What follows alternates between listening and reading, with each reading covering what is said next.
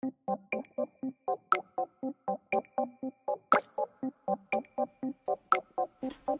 halo anak-anak, jumpa lagi dengan Mr. Yohan. Nah, kali ini Mr. Yohan akan membawakan materi di tema 7, subtema 3, pembelajaran 3 dan 4. Nah, ayo kita simak sama-sama.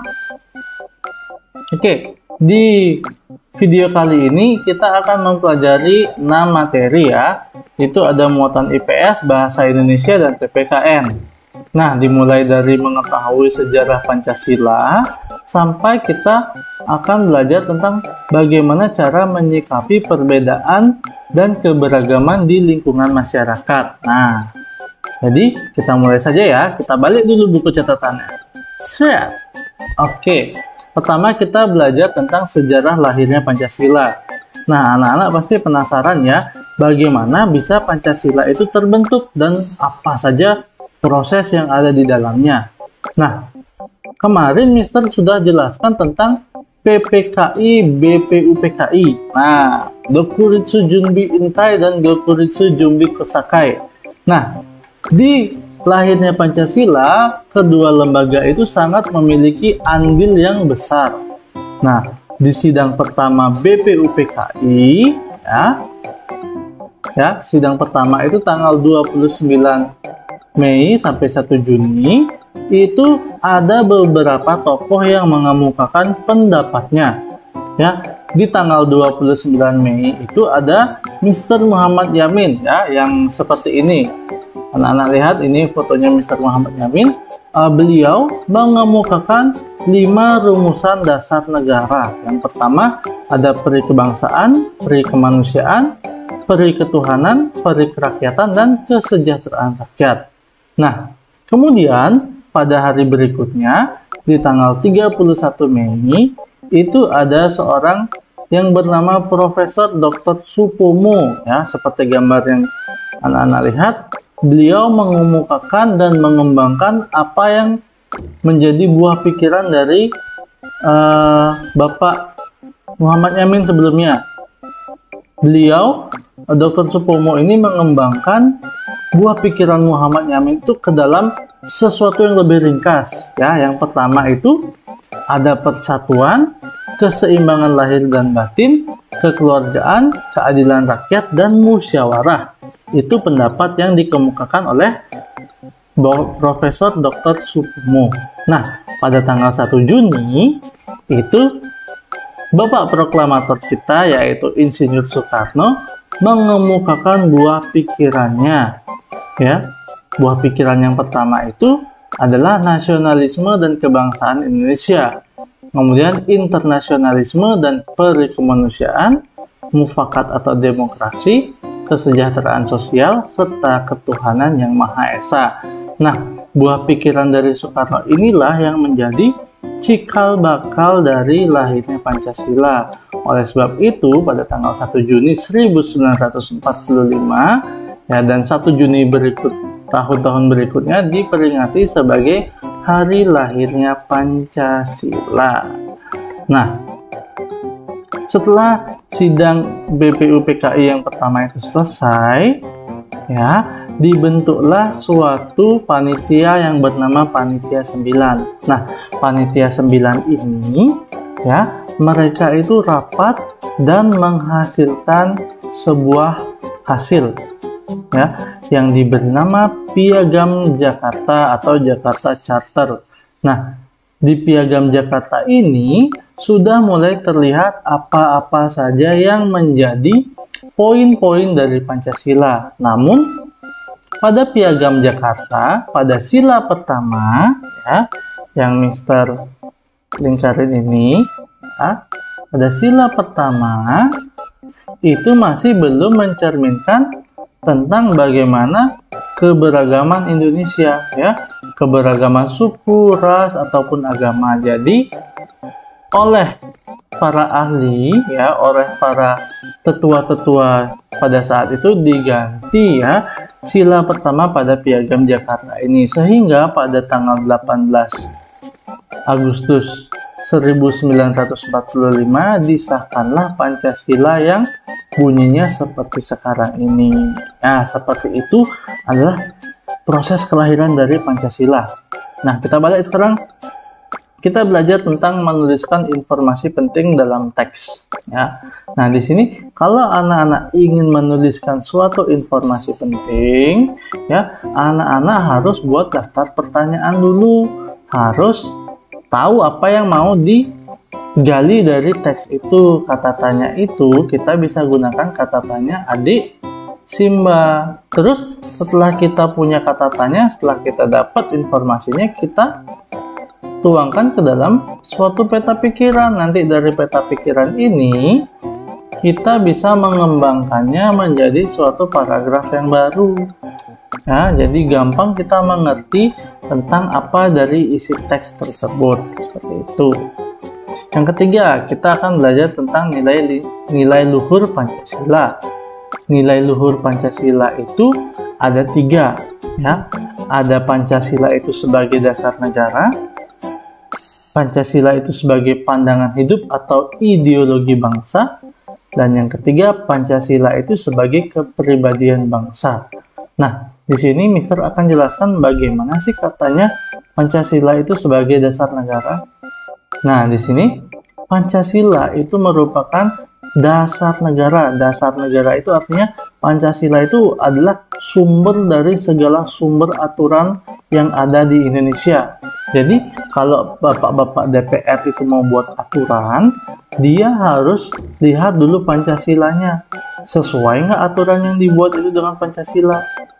Nah, kalau sudah sesuai, baru boleh dikeluarkan aturannya itu. Ya, itu adalah maksud dari Pancasila sebagai dasar negara. Ya, kemudian kalau Pancasila itu sebagai ideologi bangsa. Nah, pokoknya Pancasila itu sebagai ideologi bangsa artinya apapun yang kita lakukan harus mencerminkan sila-sila dari Pancasila, harus berpedoman dari sila-sila Pancasila. Ya, baik itu apapun yang kita lakukan di kehidupan sehari-hari harus sesuai dengan sila-sila Pancasila. Contohnya, kita harus menghormati orang yang berbeda agama, kita harus melakukan musyawarah untuk mencapai mufakat. Nah, seperti itu ya. Kemudian Pancasila sebagai kepribadian bangsa. Maksudnya kepribadian bangsa ini, Pancasila itu merupakan suatu ikon ya. Pancasila itu merupakan suatu ikon. Kalau ikon bukan ikon grup idol ya. Ikon itu adalah suatu lambang, suatu pembeda dari bangsa-bangsa lainnya. Jadi seperti itulah yang disebut Pancasila sebagai kepribadian bangsa. Nah, lanjut, kita setelah tahu apa saja nilai-nilai luhurnya, sekarang kita lihat contohnya. Contoh nilai luhur itu di sini ada 3, yaitu gotong royong. Ya, gotong royong itu artinya kita harus saling membantu tanpa melihat apa saja ras mereka, apa agama mereka. Pokoknya gotong royong itu kita akan membuat sesuatu yang susah menjadi lebih gampang, sesuatu yang sulit dikerjakan menjadi lebih mudah dikerjakan. Itu namanya gotong royong. Ya. Kemudian cerminan nilai luhur Pancasila yang berikutnya adalah musyawarah. Musyawarah dalam hal ini ditujukan atau bertujuan untuk memecahkan masalah dengan cara duduk bersama dan mencari solusi yang terbaik dari segala solusi yang ada. Dan yang terakhir itu adalah toleransi. Toleransi itu adalah hal yang sangat penting yang kita harus pelihara, karena dengan adanya toleransi kita itu bisa hidup berdampingan dengan rukun ya. Kita bisa saling menghormati dan menghargai segala perbedaan. Ini sangat penting dikembangkan di dewasa ini ya. Nah, kemudian yang keempat, kita akan belajar tentang upaya melestarikan kebudayaan bangsa Indonesia. Bangsa Indonesia itu sangat kaya dengan budaya ya.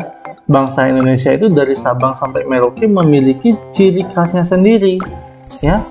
Orang Batak punya ciri khasnya, orang Jawa punya ciri khasnya, orang Bali punya ciri khasnya. Sampai orang di Pulau Papua itu punya ciri khas sendiri. Tapi anak-anak, ada beberapa hal yang harus anak-anak perhatikan untuk menghormati budaya daerah lain. Nggak boleh menyanjungkan budaya daerah sendiri. Ya, yang pertama itu anak-anak harus tidak boleh merasa budaya anak-anak itu paling hebat sendiri. Ya, nggak boleh menjelek-jelekkan budaya lain. Ya, mau menikmati pertunjukan dari budaya daerah lain. Jadi misalnya kalian suku Bali melihat pertunjukan orang Papua, ya itu nggak apa-apa, ya karena mereka masih saudara kita. Dan yang terakhir, anak-anak nggak boleh malu untuk mempelajari budaya bangsa sendiri, ya harus ada rasa jengah supaya anak-anak bisa atau mau untuk mempelajari budaya-budaya di daerah lain yang sebenarnya itu sangat unik dan memiliki ciri khasnya sendiri. Nah, seperti itu anak-anak. Kemudian sekarang Mister ajarin anak-anak tentang apa itu surat resmi dan apa-apa saja bagian dari surat resmi. Biasanya kalau Mister kirim surat yang Mister suruh anak-anak baca, pasti ada seperti Kop SD Immanuel, terus tuh yang terhormat Bapak Ibu serta saudara atau wali murid. Nah, pokoknya seperti itu yang namanya surat resmi. Surat resmi itu dikirimkan oleh suatu lembaga, ya. Surat resmi itu ingat dikirimkan oleh suatu lembaga yang ngeluarin surat resmi, ya. Di surat resmi itu terdapat 8 unsur. Ada kop surat. Kop surat itu dia isinya identitas yang ngirim, tanggal surat itu tanggal kapan suratnya dibuat. Misalnya anak-anak buat surat tanggal 14 Februari, berarti suratnya di atasnya itu adalah 14 Februari, dibuatnya di mana? Di Dalung misalnya, berarti tanggal suratnya Dalung 14 Februari. Kemudian nomor suratnya. Nomor surat ini biasanya diberikan oleh instansi-instansi terkait. Antara satu instansi dan lainnya itu nomor suratnya tidak sama. Nah, di surat resmi juga terdapat lampiran dan perihal. Lampiran ini diisi jika ada kertas lainnya selain kertas surat.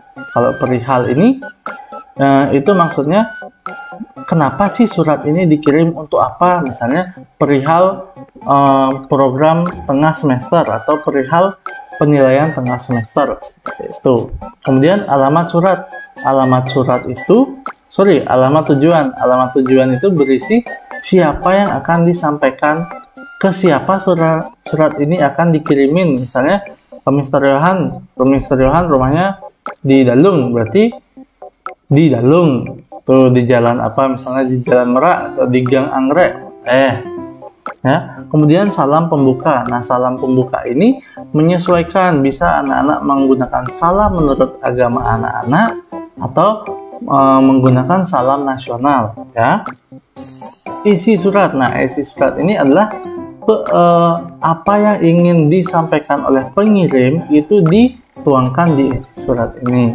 Nah, dan salam penutup itu adalah salam yang dibuat untuk mengakhiri surat ini. Biasanya kata-katanya itu berbunyi, demikianlah kami kirimkan surat ini, semoga untuk perhatiannya kami ucapkan terima kasih. Nah, seperti itu contoh salam penutup.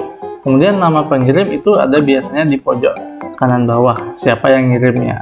Nah, untuk lebih jelasnya kita lihat contohnya ini. Nah, yang ini ya, yang ini namanya kop surat. Nah, kop surat seperti yang saya bilang. Terus yang tanggal suratnya itu yang ini. Nah, ini tanggal surat. Terus nomor lampiran biasanya dia ada di sini. Nah, terus alamat tujuan, ke siapa surat ini dikirim, biasanya ditulis di bawahnya lampiran. Kalau salam pembuka ini boleh pakai Assalamualaikum atau Om Swastiastu atau Shalom. Boleh. Kemudian ini isi surat. Nah, ini isi suratnya nih. Isi. Kemudian ini salam penutup. Ya, ini salam penutup yang besar garis, dan ini nama pengirimnya, siapa yang ngirim, kepala sekolah SD siapa misalnya. Ya, seperti itu anak-anak unsur-unsur surat resmi. Nah, sekarang yang terakhir kita akan belajar bagaimana cara menyikapi perbedaan dan keberagaman di masyarakat. Perbedaan itu sangat nyata loh di kehidupan sehari-hari anak-anak, dari warna kulit, bentuk rambut, ya, sangat nyata sekali kita lihat. Tapi kita sebagai manusia, ya khususnya sebagai pelajar yang ada di Indonesia, harus mampu ya menyikapi perbedaan dan keberagaman yang ada di dalam masyarakat.